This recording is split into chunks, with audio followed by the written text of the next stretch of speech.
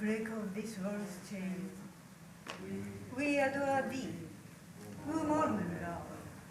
Spotless, taking man's form. O purifier, thou art above the Gnana tree. Knowledge divine, not flesh.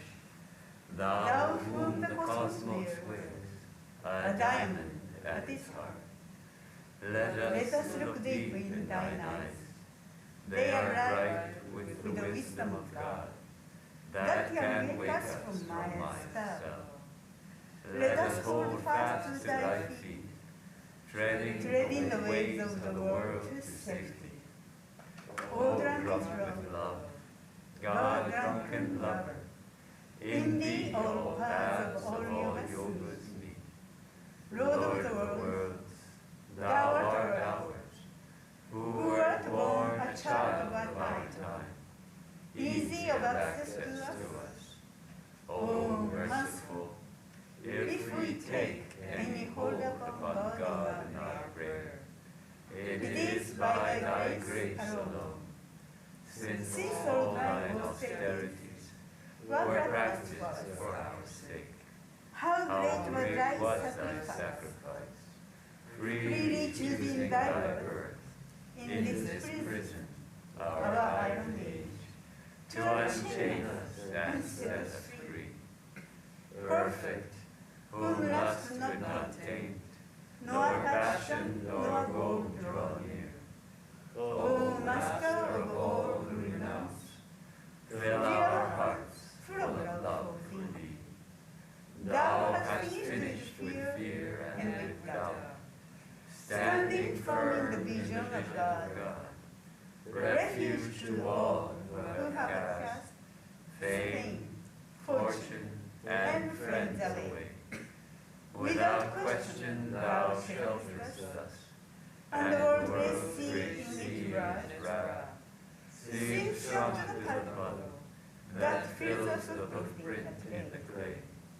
Speech cannot hold thee, nor mind. Yet without thee we think not, nor speak. Love, who art partial to none, we are equal before thy sight. Take away our pain. We salute thee, though we are blind. Come to the heart's black cave, and illumine the light of the life. Love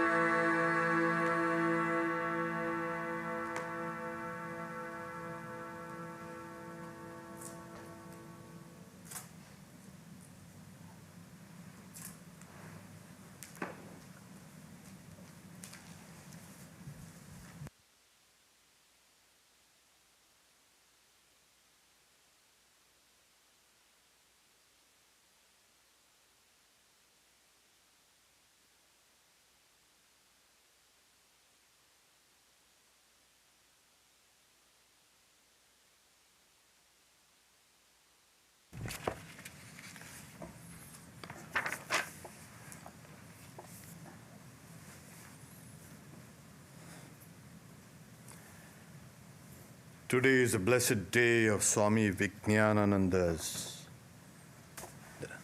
birthday. Swami Vijnanananda, one whose bliss is in special knowledge or realization. Sri Ramakrishna said of him, he wrestled with Sri Krishna in his previous incarnation.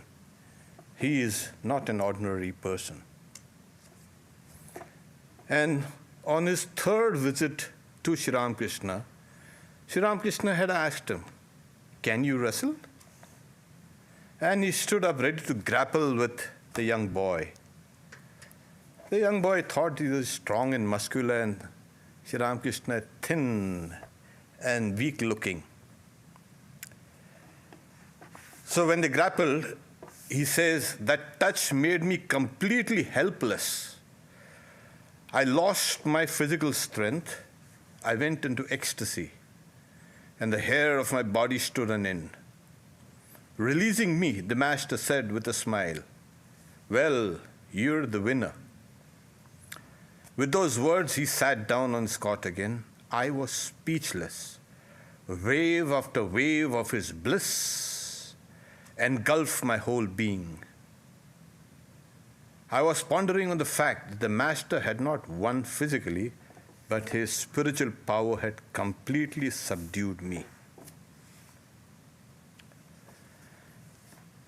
He was born Hari Prasanna Chattopadhyay, October 30th, 1868, in the northern county of Uttar Pradesh called Etawah. His father, Taraknath, worked in the commissariat of the British government. Hari Prasanna was one of the eldest of 6 children. In 1879, his mother, Nakuleshwari Devi, shifted to the ancestral home at Bulgaria, that's near Dakshineshwar. He had a religious temperament, and once, when he was about 14, his mother falsely accused him of something and scolded him. He protested, and when he failed to convince his mother of innocence, he tore off his sacred thread and cried out, "If I tell a lie, I am not a Brahmin." Nakuleshwari was taken back. She became afraid that some misfortune might befall the family. Strangely enough, the very next day, a cable from Afghanistan, where his father was stationed, brought news of his death. His mother, grief-stricken, said to her son, "See the result of your outburst." He actually saw Sri Ramakrishna when he was 7 years old at Jayagopal Sen's house, which is also in Bulgaria. The second time he saw Sri Ramakrishna was when Narendra, that is later who became Swami Vivekananda, was singing, and another young man who later became Swami Premananda was holding him so that he would not fall.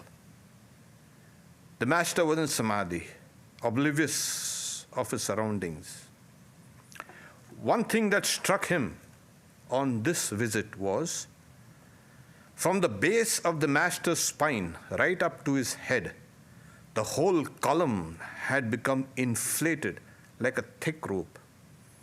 And the energy that rose upwards towards the brain seems to be spreading its hood and swaying its head like a snake dancing in joy.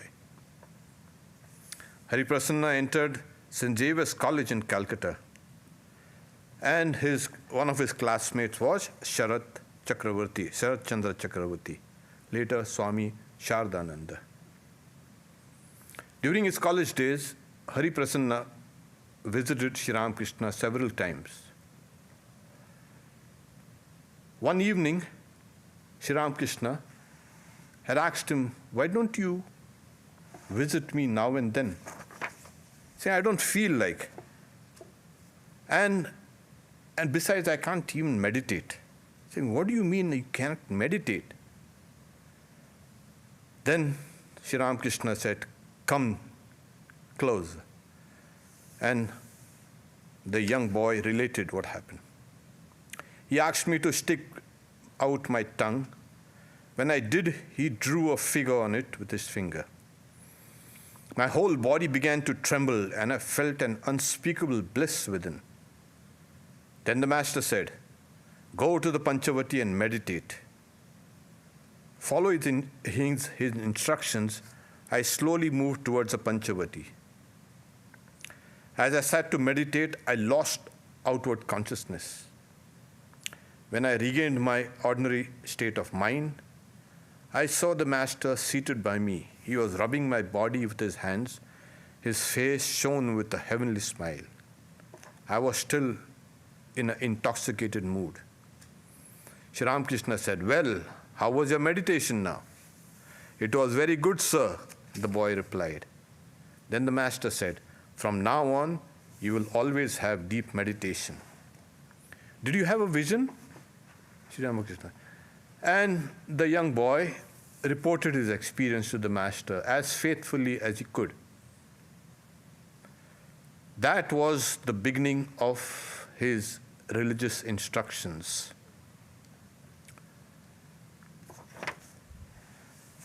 He wasn't able to spend a great deal of time with the master. And then, towards the end, Sri Ramakrishna had told him, pointing to his own picture, he told the young boy, Hari Prasanna, "Look, I dwell in this picture. Meditate on me." The boy said, "Yes, I will." In 1885, he passed his examinations in St. Xavier's College, and then he was moved to a place in North India called Bankipur, which is a state of Bihar. And then he was studying for his BA degree. That day, the master passed away. It was 16th August, 1886. I saw him standing in front of me. I wondered, how did the master come here? What is the cause of this vision? The next day, I read of the master's passing away in the newspaper.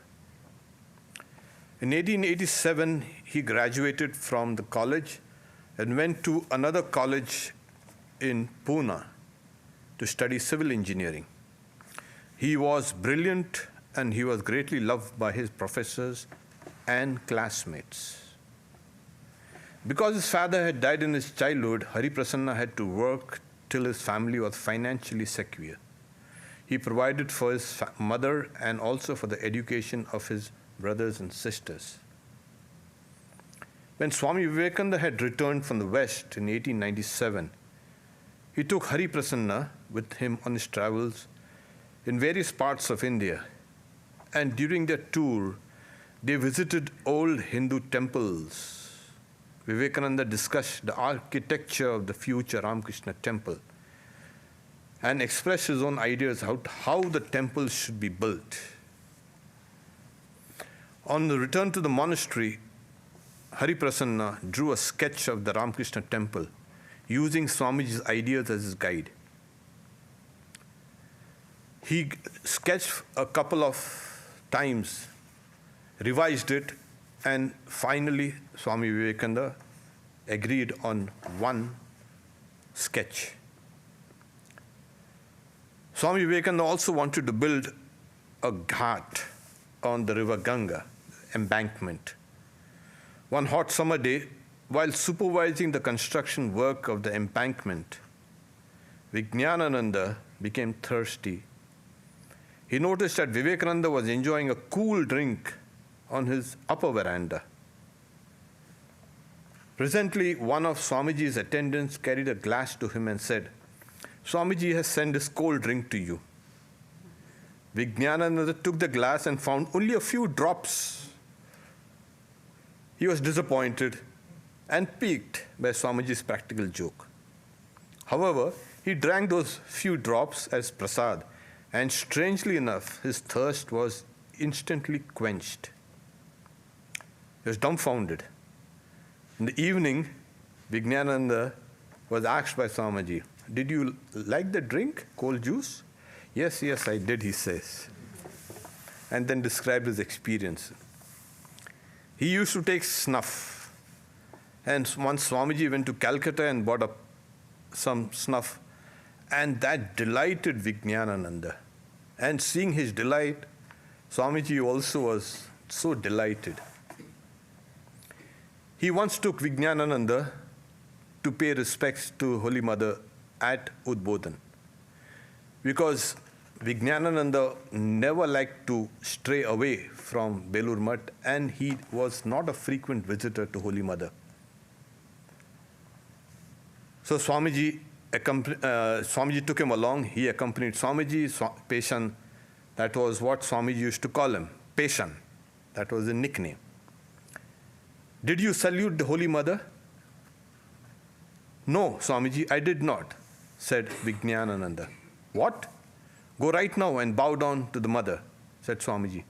Accordingly, Vijnanananda went to the Holy Mother and bowed down to her from a distance, bending low, his head touching the floor. As soon as Vijnanananda got up from behind, he heard Swamiji say, "What is this, patient? Does anybody salute the mother in this way? Bow down to her this way." And he prostrated himself fully on the floor, saying, "Holy Mother is the mother of the universe." Later on, Swami Vijnanananda says, "I could not imagine that Swamiji would follow me to see how I was prostrating before the Holy Mother."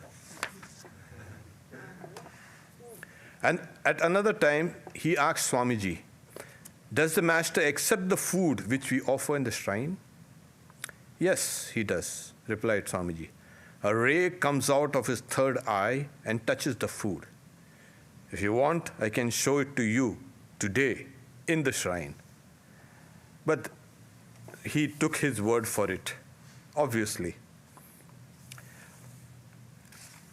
When the construction of the monastery at Belur was finished, Swami Vivekananda asked Vijnanananda to start a center in what is called Prayag, Allahabad. This was an important pilgrimage center. This is where the three rivers, the Ganga, Jamuna, and Saraswati, converge. Vijnanananda there had to collect water from the street supply, cook his own meals on kerosene stoves, wash the pots and pans, and do all the household work. In addition, he regularly did physical exercises and practiced pranayama. He spent mornings and afternoons in worship, japa, meditation, and study in the shrine room. In the evenings, some devotees would come and he would conduct a Vesper service. He also gave classes on the Gita. This was in the Brahmavadin club. Swamiji had great affection for Vijnanananda, and he called him the Bishop of Allahabad. As a result of his intense, one-pointed spiritual disciplines, Vijnanananda had various kinds of visions and experiences. On the days Vivekananda passed away, Vijnanananda was meditating in the shrine of the Brahmavadin club, and he had a vision of Swamiji seated on the laps of Shri Ramakrishna. Vijnanananda became very anxious about Swamiji. He wondered, "Why have I seen Swamiji in this way?" The next day, again, he received a cable from Belur Mutt with the news of Vivekananda's passing. No one ever saw Vijnanananda wasting his time by indulging in chit-chat or gossip. He did not allow others to do so also in the center. When he was not practicing his spiritual disciplines, he studied Vedanta literature thoroughly and regularly with an orthodox Vedic Pandit. He also published a number of important books during his 38-year stay in Allahabad, which is Prague. He wrote also many books and translated many books. He used to practice 15 to 16 hours a day of spiritual disciplines. He later then, in 1910, shifted to a new location in the city. As he was an engineer, he was always consulted regarding the construction of various orders, hospitals, or temples, or buildings.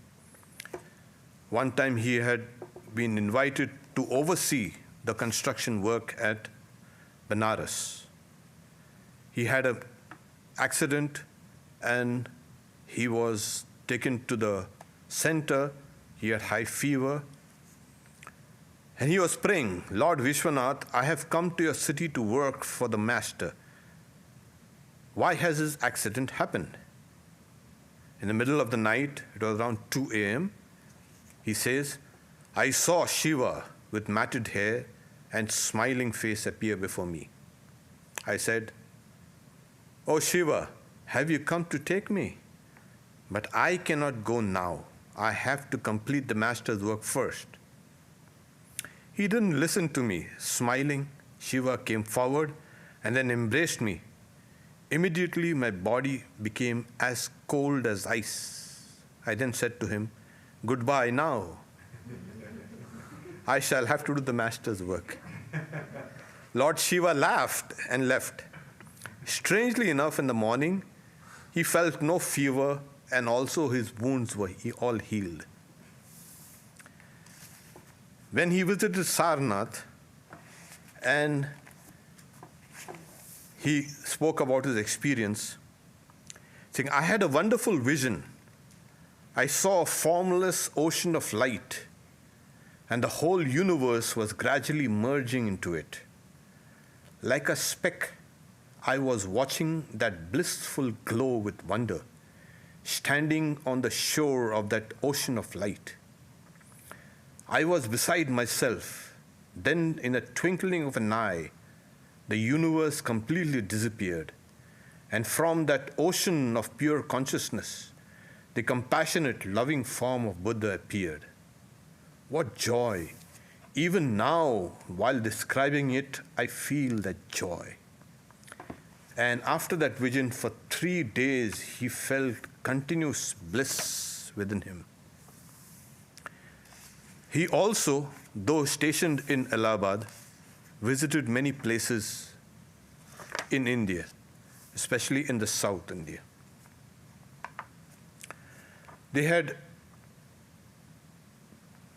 The master's disciples had tremendous love for each other.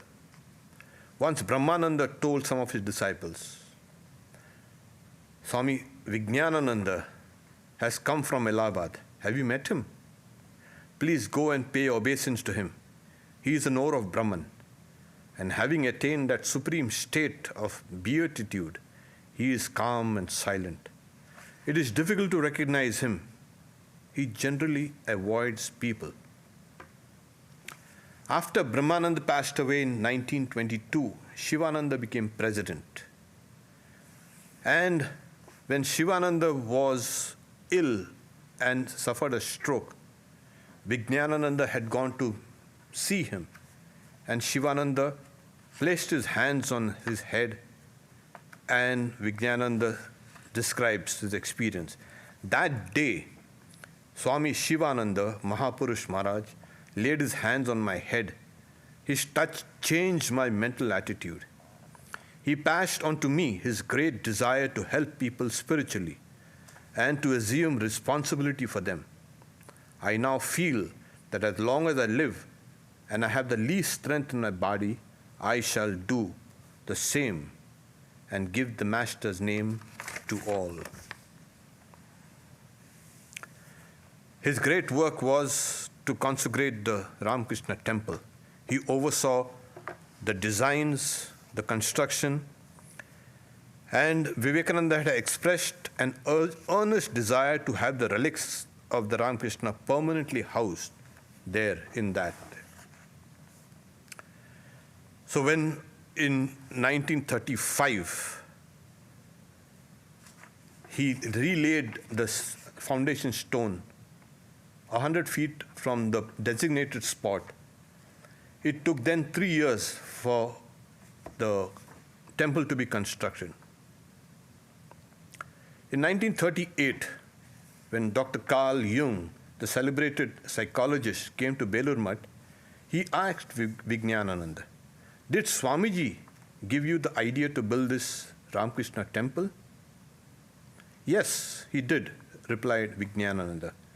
"I first made a plan based on his ideas, but he did not like it. I revised the plan a couple of times, and then Swamiji approved the last one."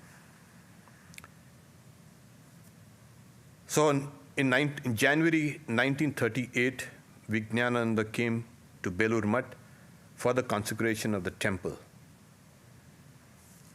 He said to his attendant, "When I install the Master in the new temple, I shall say to Swamiji, 'Your consecrated deity has now been installed in the temple you planned. You said you would watch from on high. Please see now that the Master is seated in the new temple.'" And then when asked, "Did he see Swamiji? Did Swamiji come to the temple inauguration?" He said, "Yes, I saw Swamiji Rakal Maharaj, Mahapurush Maharaj, Sharat Maharaj, Hari Maharaj, Gangadhar Maharaj, and others standing in the southwest corner watching the consecration ceremony. After a while, he said to the Swami, "Now my work is all over." He tells the attendant also, "Today I am relieved of the responsibility that Swamiji entrusted to me." He returned to Allahabad on 16th January 1938, and on his next visit to Belur Mutt in the next month, he told the monks, "Please arrange to have someone else as your president." A week later, on March 1938, he passed away. A monk had suggested that he consult an Ayurvedic doctor. Vijnanananda was against it. And he said, "Ganga water is my medicine and the Lord is my physician." He quietly murmured, "Mother, mother," all the time. And also, "Master, let us go, let us go." The news of Vijnananda's serious condition spread. Some monks came from Benares and also with doctors. The doctor asked him, "How are you?" "I am fine," said the Swami. His eyes were closed and his face was serene as he was in deep meditation.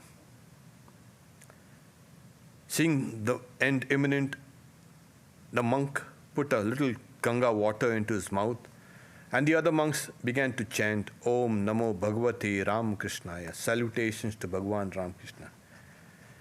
Vijnanananda's face beamed with joy, and he passed away at 3:20 p.m. on Monday, April 25, 1938. He was taken and placed in the confluence of the Ganga and Jamuna. In that place, the very place where he had the first vision of the mother as Triveni, the mother with the three braids. A few years before, a senior monk had asked the Swami, "Do you see the master even now?" Pointing to the picture of Sri Ramakrishna, Swami Vijnanananda replied, "The master is here. He is always near me. Of course I see him. Whenever it is necessary, he is guiding me." Om Shanti Shanti Shanti Harihi Om Tat Sat Sri Ram Krishna Arpanamastu.